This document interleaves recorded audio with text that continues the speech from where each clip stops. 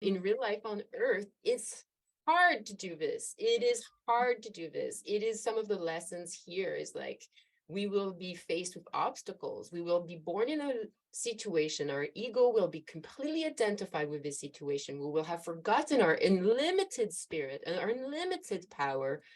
We've fallen asleep under the veil of believing this life, and everything about us is related to this one situation. And we have to wake up, zoom out, trust something bigger than what we've known, surrender to a force that seems to guide us towards a deep unknown, that we have to lift up our foot and trust the road is going to catch it and give us support.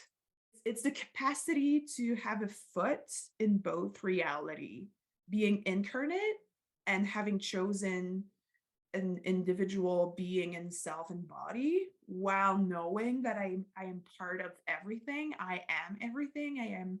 There's this interconnectedness with everything, and knowing where I come from a spiritual perspective. And this is what allows us to actually create heaven on earth. As this perfect matrix is an exact reflection of our inner world, the key to true mastery lies within you. I'm Elijah. And I'm Anouk. Welcome to the Alchemy of Transformation podcast. This soulful project is all about spreading unity consciousness onto this gorgeous earth. Our discussions explore different modalities of healing and transformation from a holistic and multidimensional perspective. We also share our favorite tools so our empowerment may become yours. May you be as excited as we are to deeply explore the mysteries of the multiverse. Welcome, everybody. Here we are in our second season, in our third episode, and we're so excited to talk about. What does it mean to be a sovereign creator? Sovereign creator. What?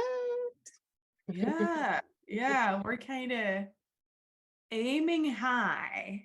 Aiming high. Well, I was just telling Anouk how, I really feel season one, we took the time to really deploy a lot of aspects that we have identified within the self that really help us on this journey of self-transformation. And I feel like we've delved into a lot of beautiful fragments, and this one, the sovereign creator, it is sitting a bit on top of it all, like, or holding all of the others, right?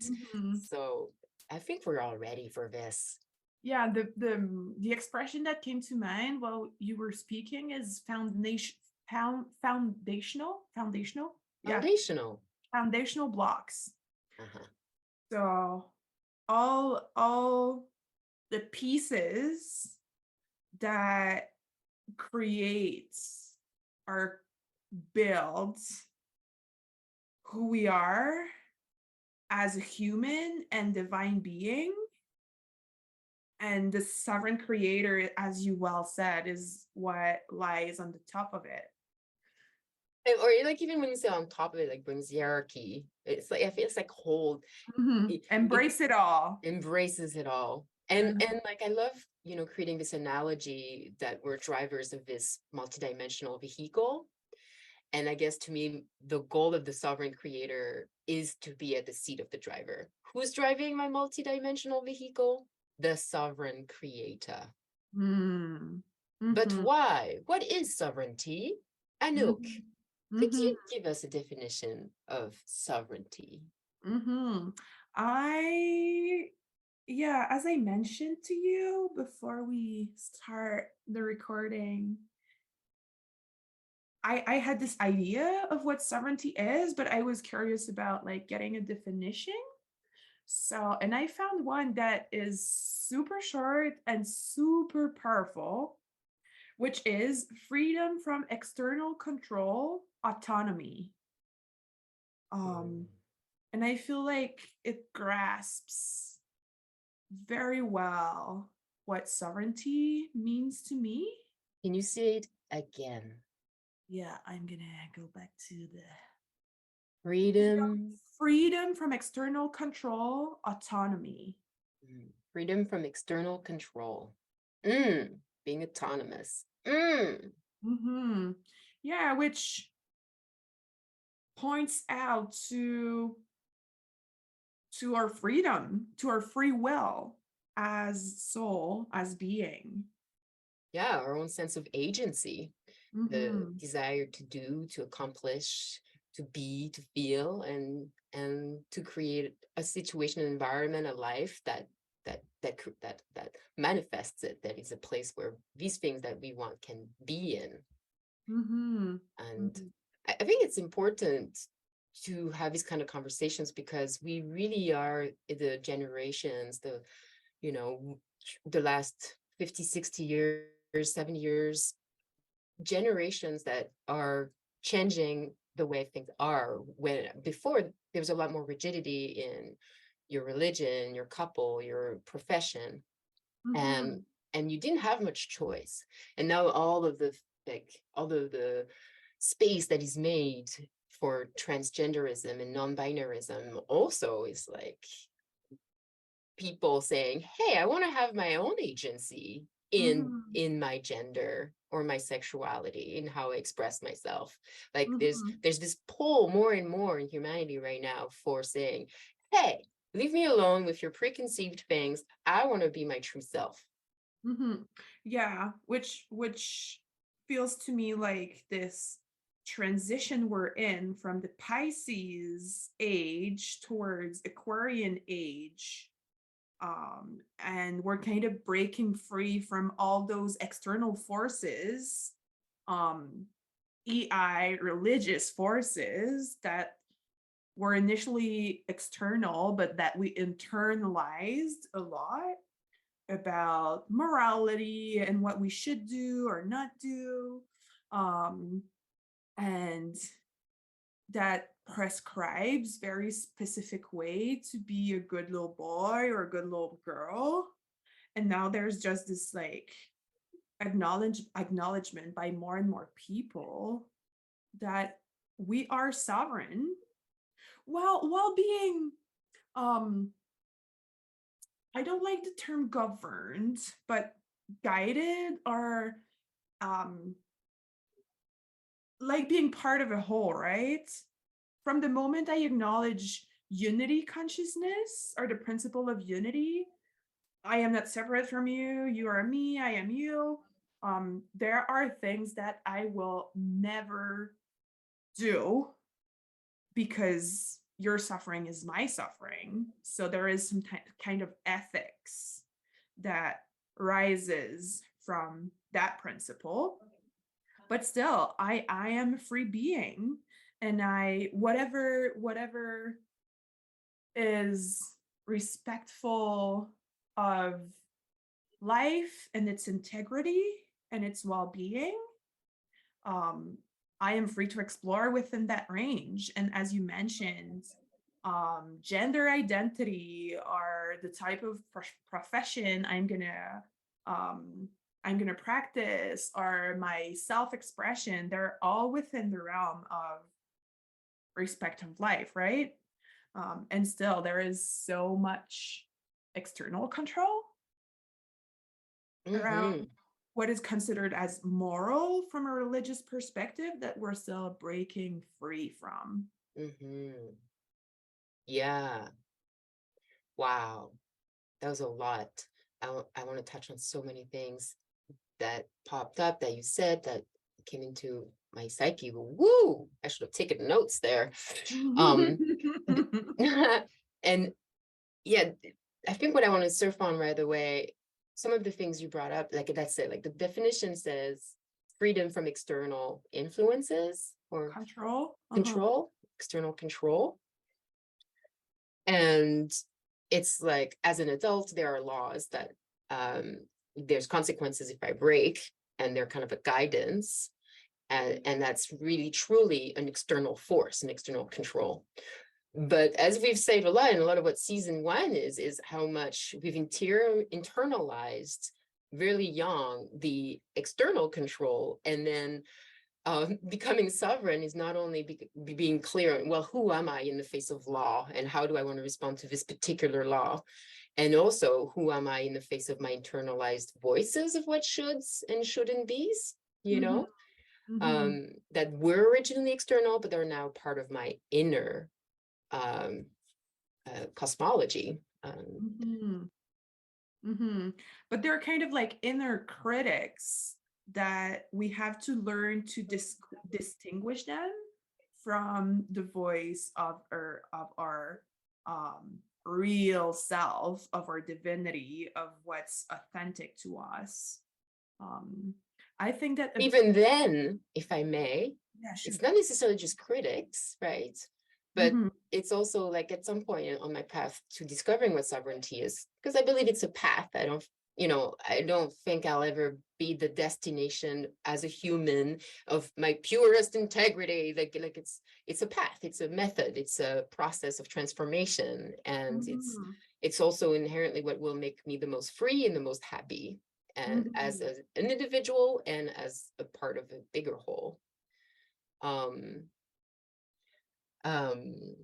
But yeah, it's not just critics, it's also just beliefs. And sometimes, like, for example, let's say I've made a commitment to being a nun, and I have made a vow, and in my sovereignty, I made the vow to be connecting through God as a nun of a particular religion. But at some point, there's an end that I see that I want to explore beyond that. In my sovereignty, I can work within myself to find what is my truer destiny, my truer path of what I want at that moment, and remove myself from that vow in the most integrous way possible. So I just wanted to say sometimes it's not just a critic, sometimes it's a commitment. And it takes time to work through it. And I also, when you were talking, had so much empathy came into my heart and compassion for people today being born in families that are in a very close culture, religion or culture, or that culture creates truly, there's us and there's them outside of our group. They're not chosen, they don't get it, they're not going to get the rewards, therefore we should not associate with them. And for that person being born in that doesn't fit in there, the whole sense of belonging, the whole sense of family, of identity is within a group. And that journey towards sovereignty sometimes might mean leaving that group. And that takes so much courage. Like, I just felt a lot of empathy for them when you spoke, even though you didn't touch that specifically. I just felt compassion for those who are, all of us are born in a situation we have to wake up from. Yeah, which brings a broader spiritual context to what sovereignty is. And there is so many direction I could take right now. But as soul, we choose our lives with specific intentions, and often, not, I guess I could say always, our biggest breakthroughs come from our biggest challenges. So, from a human perspective, it can seem so hard to break through all those cultural, religious prescriptions. And yet, our soul chose this specific context because it's from that difficulty or challenge that we're going to get the biggest expansion from. Yeah, in our wounds, they say our wounds are our way back to God, into essence, in a way, right? It's that the strength it takes, like as a little self, as a little consciousness, to choose to go through the hardship and to heal through it, is like such strong spiritual fiber of gold. I mean, that is pure strength. It's some of the hardest things we get to do on this planet. And like you said, paraphrasing, but like, yeah, going through it is is I'm repeating myself. I'm so sorry. It is the goal, right? And almost the harder the situation we can rise from, the stronger we're going to be on the other side. And the more the stronger, the most luminous gifts we can also offer other people. Yeah. Yeah. Which doesn't make the difficulty less difficult, you know? So this like empathy and compassion that you felt is so accurate and so needed. So we can have this bubble of softness to really experience how hard it is to follow our own voice, follow our own impulses, follow our own truths in Yeah. the face of um, collective ego entities that are repressive and violent. Let's be true. Like there are very dark realities on this planet right now, and there's a lot of control and power dynamics that are happening, and we definitely have the capacity to break free from them, but it takes a lot of courage, and be able to have compassion for self and for others is definitely a helping force. Yeah. Yeah. Yeah. I really like this idea that using becoming a sovereign creator as a guideline, right? As an inner guideline of how to create our life. And we're always on that path. It's a spectrum. And some of us come from places where we've given a lot of our agency. We've said a lot of yes when we mean no. We feel like we have to help mother. We feel we have to have this job. We feel we have to have this bank account. Like there's a lot of places that where we might feel we are creating commitments because we should. And doing the work might align us and refine us in letting go on some of these things that we think we have to do. And so that can apply to anybody. Everybody's on that path, right? Whether there's a little bit of you that says yes authentically, or whether most of you, when you say yes, it's authentic. We can always be curious about how deeply honest am I with myself. Yeah, and I find there's a beautiful bridge to make with our last conversation about the power of intention. So, and there are so many different levels of intention, and maybe the broadest intention we can have in our lives is live from that place of sovereignty, which is a path and a journey instead of a destination, as you said. And having this awareness of who is on the driving seat is so important. And it asks radical honesty on our part to be very clear about, is it my fear and my insecurities and my ego that's thinking that I should do that in order to stay safe? Or is it my most authentic impulse? Yeah, totally.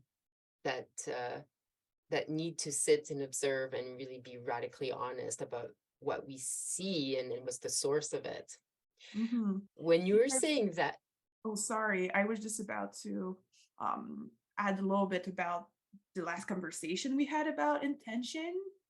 Intentions can come from a very conscious space, and they can come from a very unconscious space, and there is nothing wrong or like good or bad about it. It's just about having this intention of being as much conscious as possible. yeah, exactly. And to be at peace with the moments we're not in.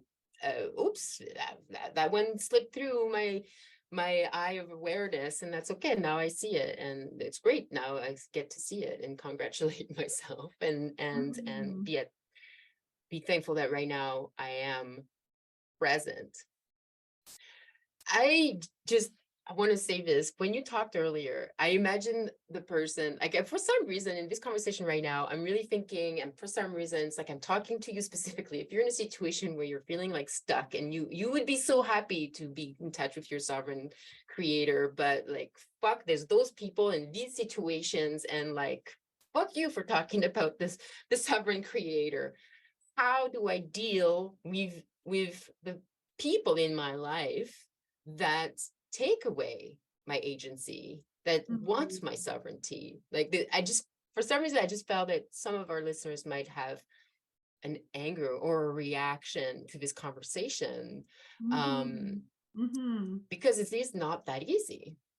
Yeah, and from a psychological perspective, is there such thing as sovereignty? Because as we mentioned, there are so many influences external that have been internalized that it's a very delicate and complex path to And let's go.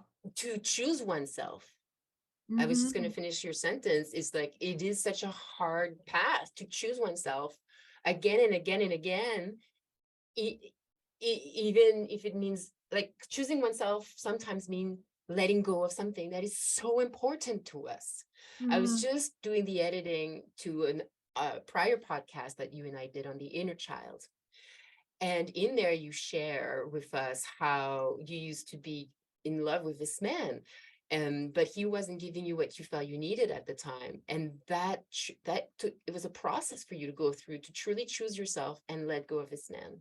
Mhm. Mhm. And so at that moment, for you to become the sovereign creator of your life, you had to work through the inner child. Like you had a fair amount of work to do, but eventually you chose yourself, and look at you now, so radiant and creating from a very humble place, from exploring and trial and error, but you're now much clearer on your worth, your value, and what you can say yes to and what you can say no to. Mhm. Mhm. Yeah. And completely, completely. Because if we acknowledge that there is an old programming, it's taking up space in our field. So if we want to create from a soul-centered place, we have to let go of the old programming, but it means letting go also of very concrete relationships, our possessions, our jobs, or any kind of experiences that we are attached to that brought us so much in different ways, but that are also not serving us from this divine perspective. So it definitely come with grieves. And I put it at the plural for a reason. Yeah, yeah, uh, yeah, I heard it. mhm. I don't think it So I works in guess English, but I heard it.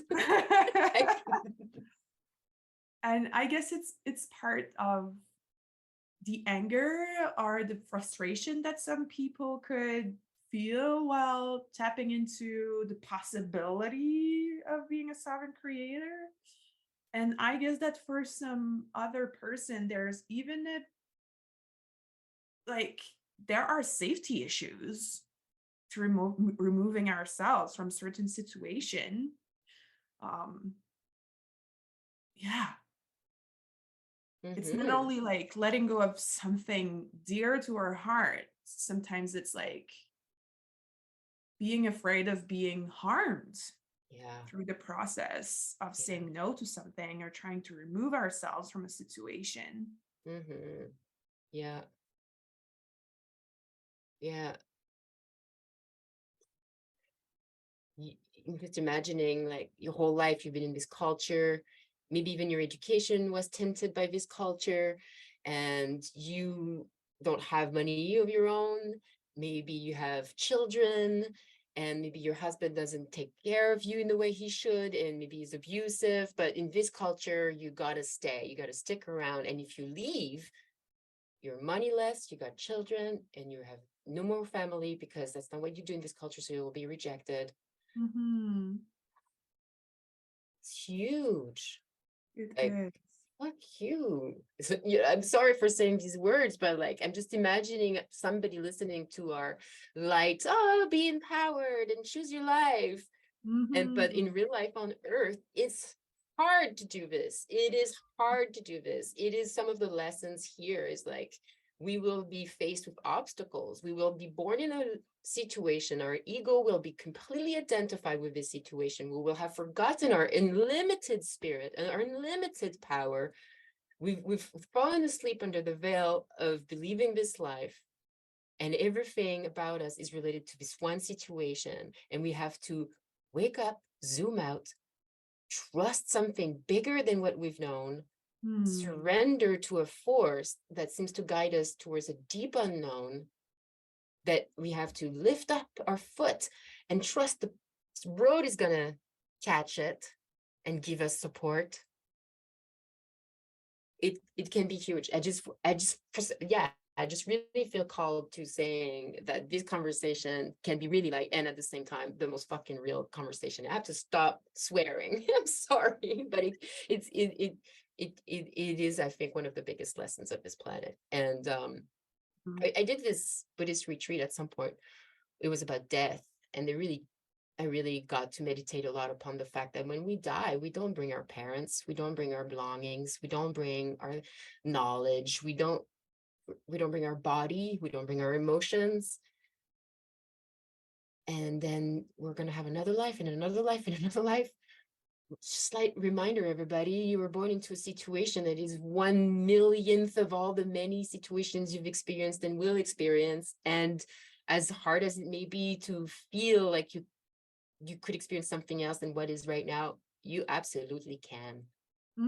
Completely. And I'm gonna loop back a little bit with how we started the conversation. But from a soul perspective, there is a choice that has been made, and your greatest challenges are your greatest breakthrough. And if you are trapped, let's be real, in the situation in which you fear for your safety, your children's safety, um, I guess that prayer is such a gift of just acknowledging this higher force, acknowledging spirit, acknowledging that you are infinitely loved and infinitely supported from a spirit perspective, and open your heart to support and guidance. And when you have an opening to remove yourself from the situation, you will know. You'll get clear signs.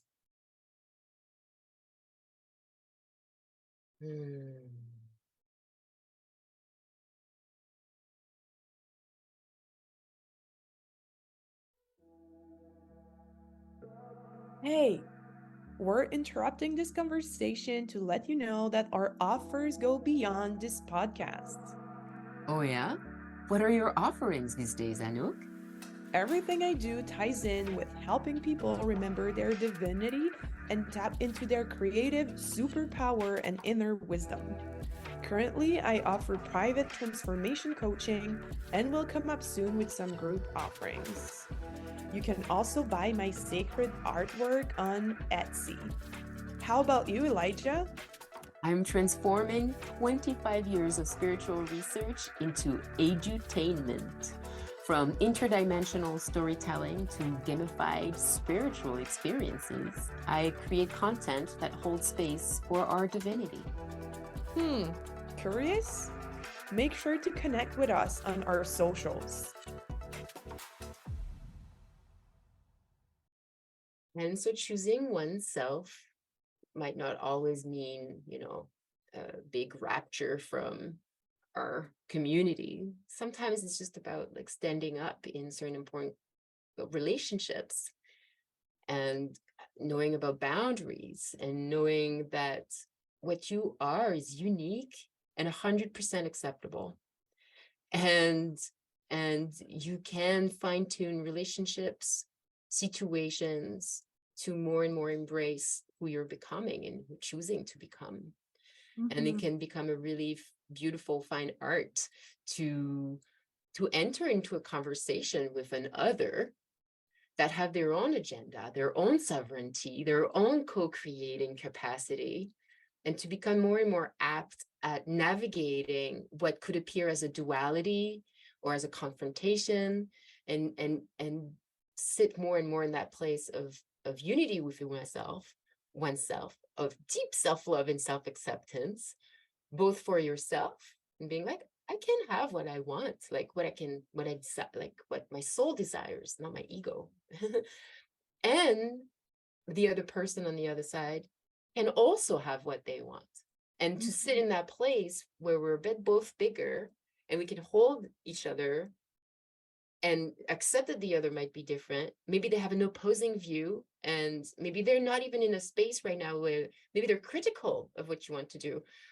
And I invite all of us to love ourselves so much that when the other is critical of our opinion or our choice, to just love them, to just be like, they're so silly. Oh, forgive them. They don't know what to do. Like they're they're they're experiencing something that has nothing to do with me and my capacity to create the life that I want. It's their thing, and I can support them in their thing. We can, like, look at the trigger or whatever's going on.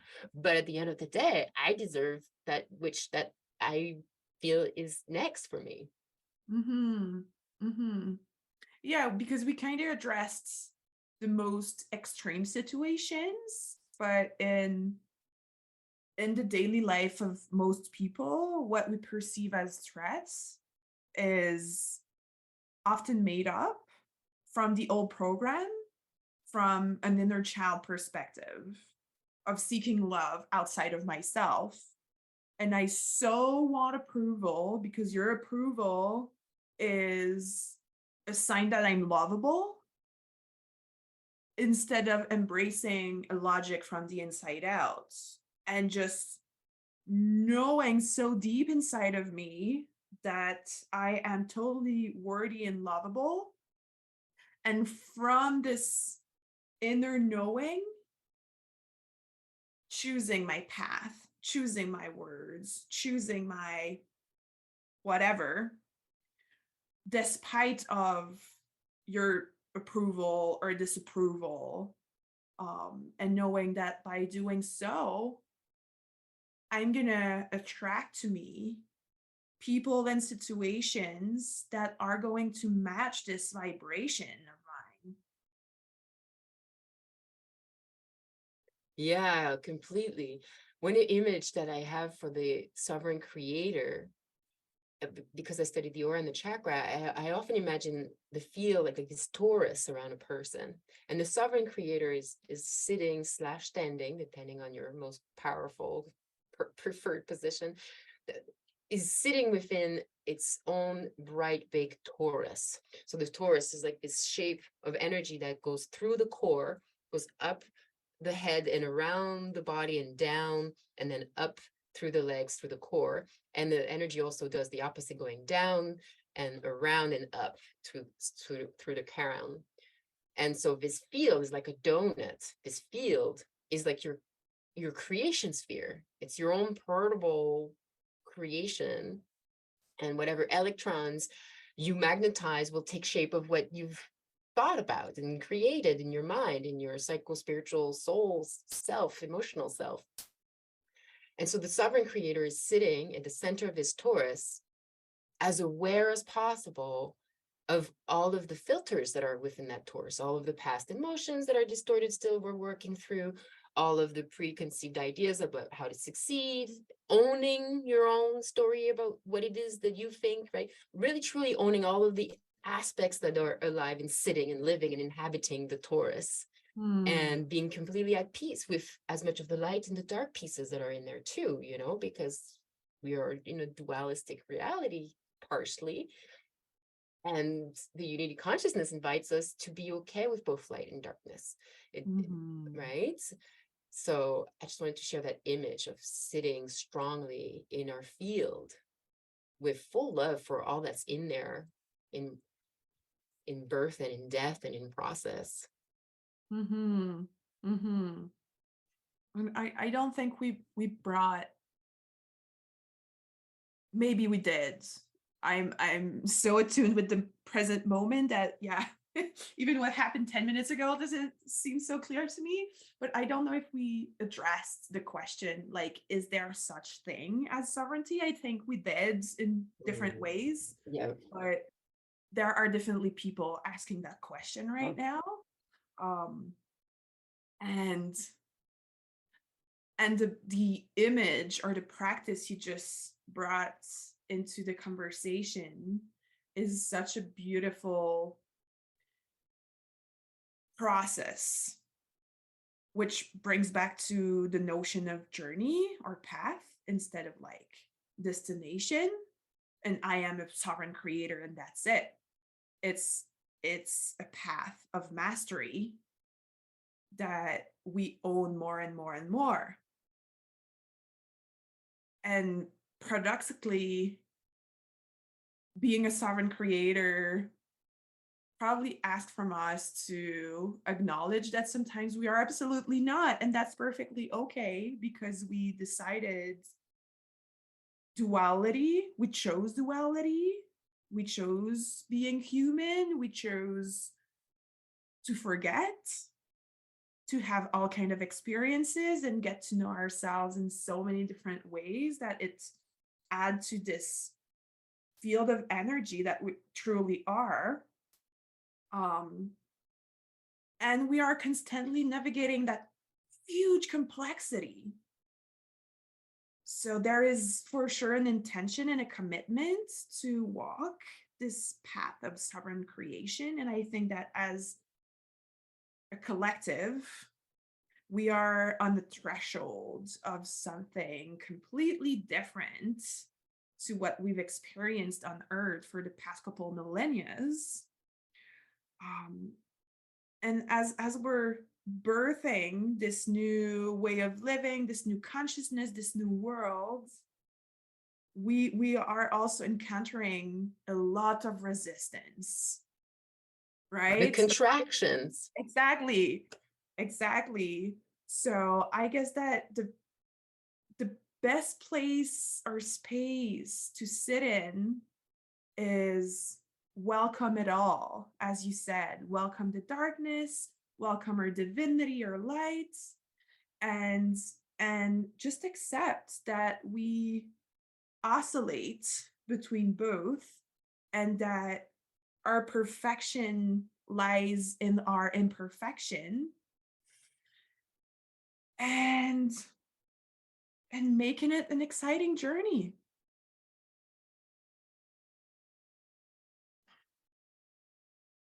Yeah, exactly.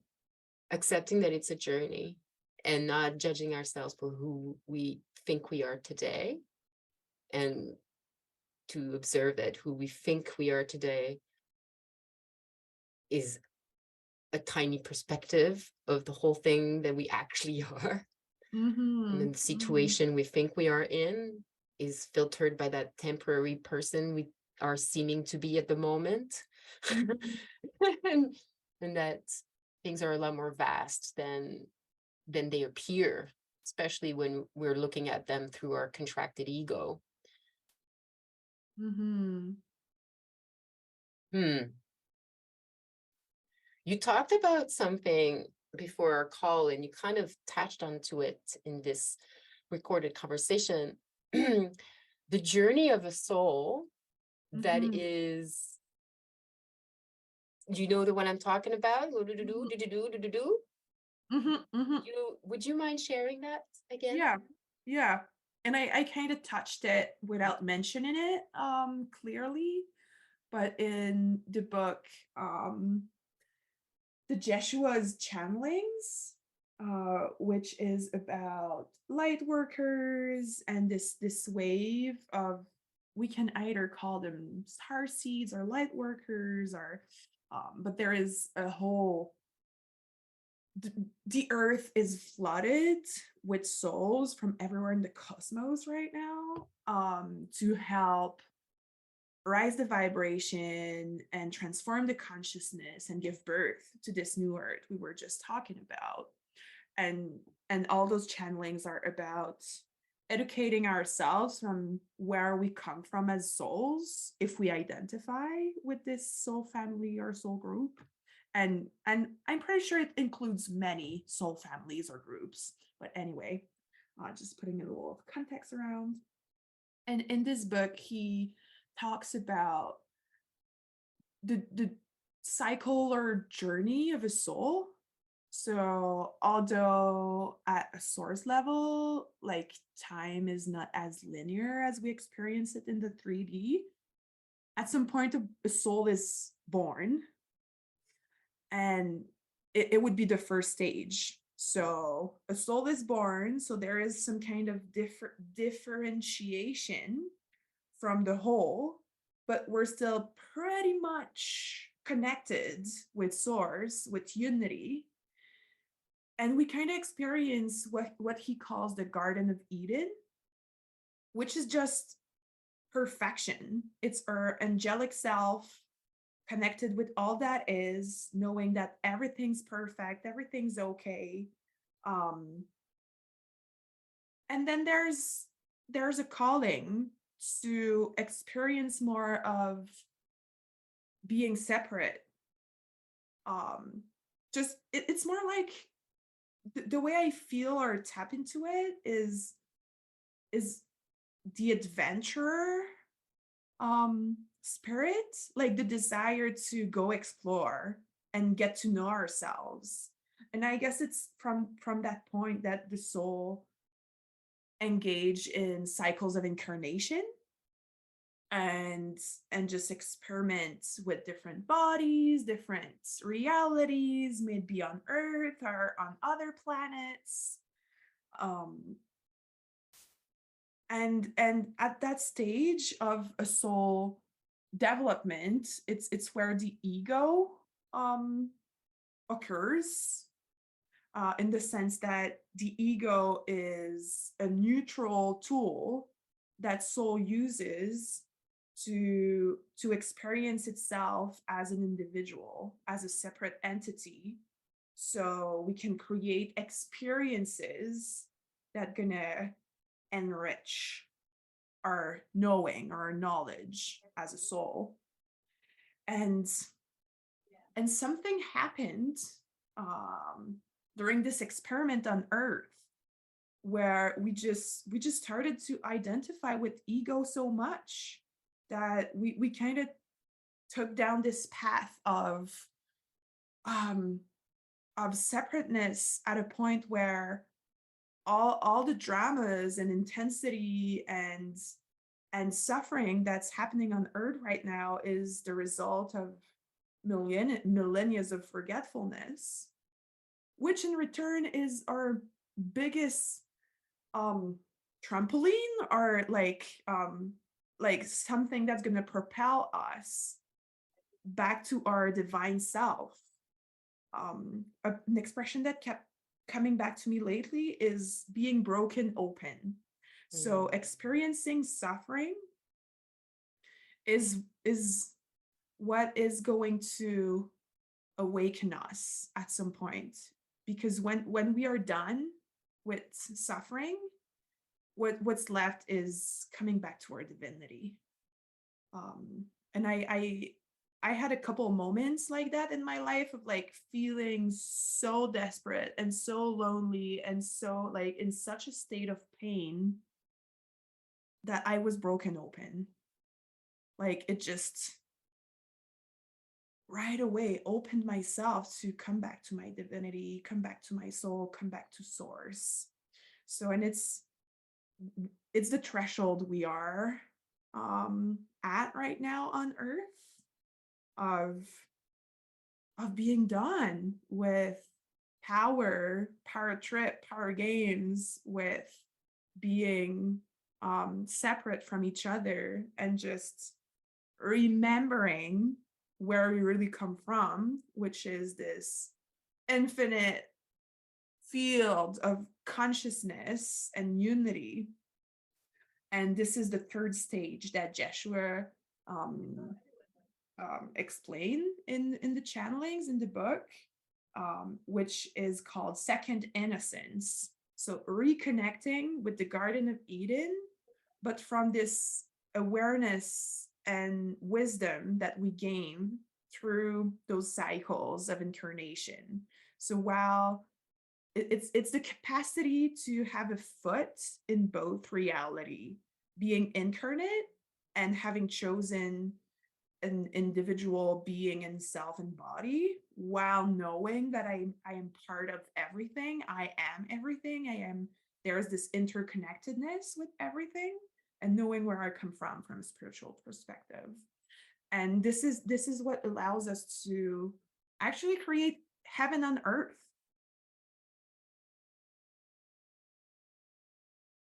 I feel like I talked a lot. It, it was conceived that way again. Thank you for speaking so much and sharing with us this journey, this 3-step journey. Mhm. Leave Mhm. home, suffer, get back home with wings. No, no. Love it. I could have only said that. There you go. Mhm. But I guess that this third stage are the transition between the second and third stage is when we can embody being a sovereign creator. Because what he explained is that in the first stage, when we're one with all that is and we never experienced being separate, we are not aware of everything we are capable of. If- I just had this weird metaphor, and maybe I'm very wrong, but I just imagined, and I'm going to do some profiling here. I have no judgment, but this is circumstantial to this planet at the moment right now. But if I were born a white male with, say, a middle-class family,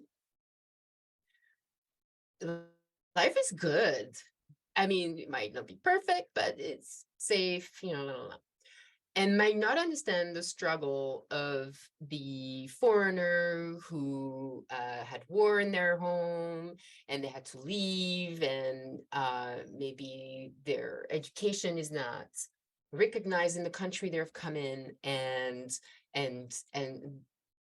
this foreigner coming in has a whole lot of hardship and might not have the same internal agency to create the life they want. They might have like some healings to go through, some reparation to go through, some safety to feel, and um and so to me it feels like being with God in the Garden of Eden at first is just like, is the best. I got it all. I'm connected to divinity. I'm connected to you. You feel like a bit different, but yet we are one, and we can like giggle and play and create. And but then to go and suffer on earth and really believe our suffering and believe our ego. I am this thing that is deserves and is not getting.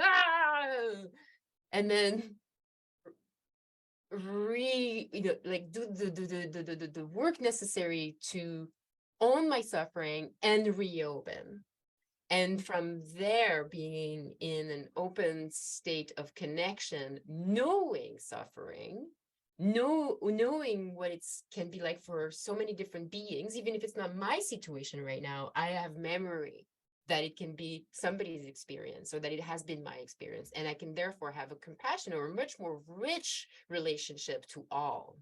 Mm-hmm. Yeah, and I've seen different definition or etymology of compassion, but one of them is to suffer with.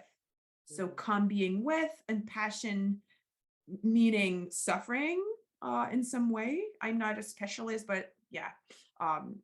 So compassion comes from our capacity to feel pain creates capacity to feel the other's pain. Yeah. And without this experience of separation, we cannot grasp what it means to suffer. Yeah. There is such richness of meeting other people in their complexity, in their struggle, and still be able to see their divinity and see their greatness and be in that hyper paradoxical Mm-hmm. place that contains it all. Hmm. Wow. Mm-hmm. Ha ha ha. So I believe we each have the capacity and almost the goal, whether it's conscious or not. I think we are on Earth, in the school of Earth, to learn many things, and one is to grow as a sovereign co-creator. Mm-hmm. I do feel that Earth is a bit of a school, and some of the struggle we get there are practices for us to become stronger and stronger in choosing ourselves and the other, Mm-hmm. you know. In Buddhism, they talk about that, right? Like at first you choose the path of Buddhism for yourself and your own suffering. And then you choose it for the other and only the other, or something like that. And then the third path is for all, for everybody, and yourself included. And it's Mm-hmm. like, And or it it may have something about one's path in one's life, but I feel like it's real for a soul's path in many lives. In correct, that in some lives we're choosing power over, and we're choosing to be the oppressor, and in other lives, sorry, we choose to be the victim or to be the one that experience being taken advantage of or being um, mistreated in still different ways, and to be the savior as well. And at some point, there is this understanding. It's not a good word, but let's use that one. Understanding from a soul perspective that I'm neither the oppressor or the oppressed or the savior, this Cartman triangle. I i i contain it all, and I contain none of it. I'm just, yeah, this coming back to unity. yeah. And I can choose to be any of them as an experiment. Mm-hmm. Soul kind of does, but can ego do that? Definitely. But it has consequences. Each of Mm-hmm. them have consequences, and they inform the universe as to what you want to create, and the universe will give you more of that. Mm-hmm. Yeah, but I guess that there is, at some point, there is something that clicks about how unfulfilling it is to operate from an ego perspective, and that something qualitatively, is it a word? Quality? Well, quantity, yeah, but quality. Why not? But something qualitativement, but something that has a different quality that's available, which is the path of sovereign creator and stepping into my own power as soul to create my heaven on earth. Mm-hmm. Yeah. And your heaven and my heaven includes all of us. Big diversity party. Mm-hmm. Mm-hmm. Mm-hmm. I guess, yeah, that it includes this capacity to acknowledge that what's real and important and valuable to me is not necessarily what's real and true and valuable to you, but that all those realities can coexist on earth because there's space for us all. And witnessing different priorities and value also informs me about my priorities and value. So there is richness and having those clashes of consciousness and letting you be you and allowing myself to be me and trusting that we can all share this amazing planet in harmony. And you gave this beautiful 3-step recipe earlier, because I got reminded because I was going to talk about the humility, you know, like I just want to be careful, because sometimes when we are in transformation, our ego gets attached to things to give ourselves power.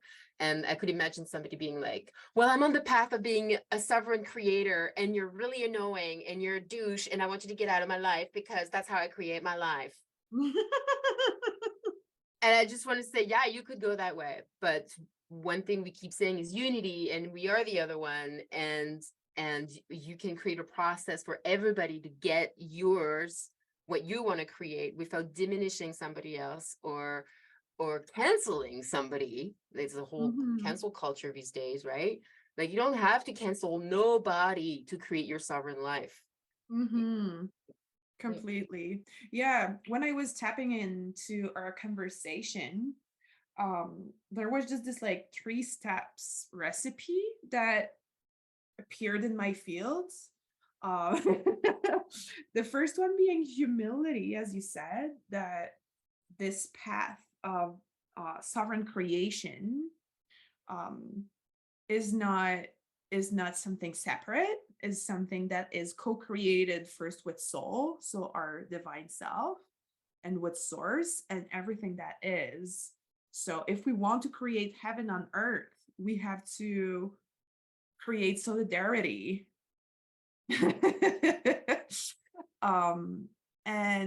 And invite higher realms and higher states of consciousness to inform us.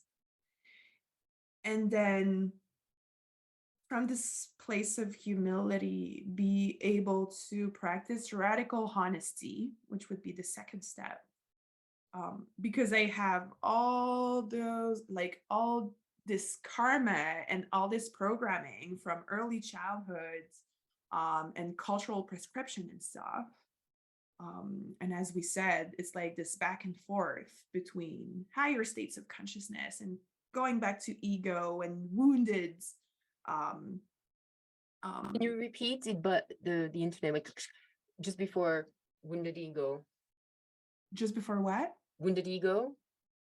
Oh, I was just talking about this back and forth between higher states of consciousness and sometime being stuck in kind of a lower self state of consciousness, and not beating up on myself because I am stuck in ego consciousness, and just be able to see myself with compassion and recommit to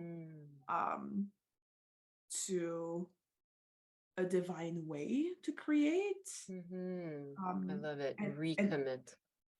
and if we want to be able to get there, we have to be able to be honest with ourselves, because sometimes we resist being caught in those lower states of consciousness, because there is some kind of shame and guilt that can rise up from there. Can I, Sure. before you go into the third step, I'm just thinking of something like radical honesty. So the other day in class, there was this rumor that perhaps one of the teachers was racist. And I was like, no, like they're strict, but I don't see they're racist. And then I realized, what do I know with my white skin? Like, so I went to talk to people of color in the classroom, and I asked directly, you know, like, did you experience this as a rumor? And I'm sharing this because I was radically honest with the fact that I am not in a situation where I could truly know the subtleties of racism in the classroom in Quebec, and to go to the real person. But so I went to the real person because in the case there was an external thing, but it would be the same with me, and also like just to observe radical honesty about what do I take for granted. And or am I racist? Like, you know, and observing, like they say, we all have traits of colonialism and racism within us, and radical honesty about that is to really observe the fact that I was ready to brush it off. That came from a place of privilege, I think, you know. So I just wanted to give an example. Thank you for that. I think it illustrates beautifully this capacity for humility and radical honesty. And then the third step is this capacity to let go of the story and find, I think it comes back to this finding the center of our Taurus that you were referring to earlier, of despite of all the interferences in my field and all the stories and wounds and traumas and karma and so forth, be able to I don't know if rise above, but like Thrive within. Detach myself or disidentify myself, and finding the space of stillness and void and emptiness. And when I am able to reach that space, I can let my divinity in and let true inspiration come in and act upon that inspiration. And I know I mentioned it in the previous episode. I don't remember which one it was, but Joe Vitale talks of that in one of his book. I don't remember the title, but he just talks about we're either creating from memory or from inspiration. So memory is the stories and wounds and traumas and the known. And if we want to create something that's truly new and aligned, we have to let go of all of that and find this place of stillness so divine inspiration can enter our field. Yeah, create emptiness.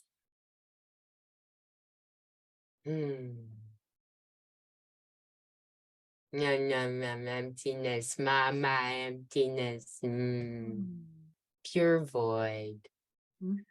Where all can manifest out of. If I'm holding on to things, how can there be space for new things? Exactly. So step one. Oh, sorry, but there's something so resting in lying in this space of there's nothing to do, there's nothing to figure out, everything's perfect, and just tapping into this divine womb, divine mother space of pure being. Yeah. Yeah, but I gotta accomplish this, and I gotta do this, and I gotta do that. I must look like this. No, you don't. Not truly. You can make it as important as you want. But yeah, which comes to, am I operating from a place of survival or from a place of thriving? And if I catch myself being in survival modes, compassion, forgiveness, and holding the broken parts of ourselves. And identify the need under the strategy. What's the truer need underneath of the strategy of running around or fixing this or whatever? What's the need underneath? And address the need and find a strategy that fits your sovereign creating powers of the life you want to create, right? I think for the longest time, I was in the role of the healer because I grew up in a situation that's where I learned this. And well, for the longest time, what was in my space of emptiness was, I must save the world. I must save everybody. And that was really exhaustive. And that was the biggest thing I had to work through, to give up my identity as a healer, as a savior. Hmm. And wow, when I got rid of that, like I just got flooded by just so much more of me and so much more of my connection to God. Mhm. Mhm. We should have a whole episode on that topic, I think. I relate so much with it, and there is a lot of richness and insights that can Emptiness? that. No, like the word that comes to me is codependency, like the savior identity, Yeah. that I'm pretty sure a lot of our listeners can identify with. Yeah. um, which comes from a place of deep love and deep wounds. So, yeah, which is why I was saying that we should have a whole episode, because I could dive into it and Yeah. Right now too, I'm the like downloading. conversation. So I spoke at the same time as Anouk, so hopefully one of us got through the mic. But I feel like we covered a lot. Mm-hmm. So I feel like, as conclusion, just mention, we kind of said it in the beginning, but if any of the concepts or notions we talked about that are unclear to you in that episode, may it be inner child, lower self, soul, all this vocabulary that we use a lot, um, these are the foundational blocks that we set in our first season. So if any of that makes you curious, please go see the first season or write to us so we can guide you towards the good episodes to bring answers to your questions. Um, and potentially you have a whole bunch of knowledge about all of that, and you just felt inspired by everything we said, or triggered, as we also mentioned. So please share everything that's present for you, that's brought to life for you through that big deep conversation. Yeah, big conversation. In case you don't know, our podcast is on YouTube, on Spotify, and on Stitcher. So you could see us or just listen to us, depending on where you're watching us now. But so yeah, if you look at season 1, the titles should give you a hint as to what the episode is about. And yeah, we're building upon each episode, and we're really bringing you in a deeper journey, because this is about the alchemy of transformation, and all of these aspects are things you need to look at, we all need to look at, to bring more light in and empower ourselves, clear the way, and use these pure essences in their most magical ways, so that you can be a sovereign co-creator. Well, thank you so much, Elijah, for your time and wisdom and love. And And yours, Anouk. I look forward for our next conversation. I love you all. Wasn't that interesting? What did you think? Let us know. We certainly hope that something opened up for you and that you know and love yourself even more. If you find our content insightful, ask your heart who could benefit from hearing this, and share this episode with them. Stay tuned for the next alchemical conversation. Take care, beautiful star being.